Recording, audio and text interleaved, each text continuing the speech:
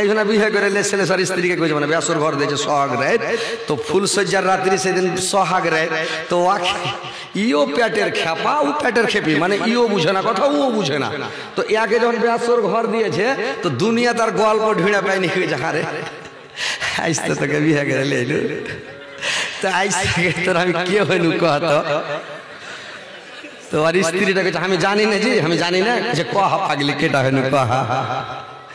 কহব কহা মামু হইলে না কত পাগলি উঠে ওকে 10,000 টাকা লগদ মোহর দিয়ে বিয়ে করে লেছে মামু হইলে না, এগুলা মোটা হোসলাই। তো ওইরকম হচ্ছে কথা যে ভাই ওরা জালসা শুনতে গেছে একটা মহিলা, আর জালসা শুনতে যা কি করেছে জানেন, মহিলা জালসা শুনতে যায় মৌলভী সাহেব ওয়াজ করছে, তো ওয়াজ যে করছে নসিহত করছে, তো বলছে মায়েরা আমার,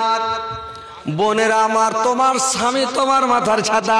লোক পালাইতে লেগেছিল আর লোকটি কমে গেছিল, এখন দেখেন টাটিয়া খাড়িয়ে গেছে, যতটি বোঝা যত খাড়িয়ে আছে।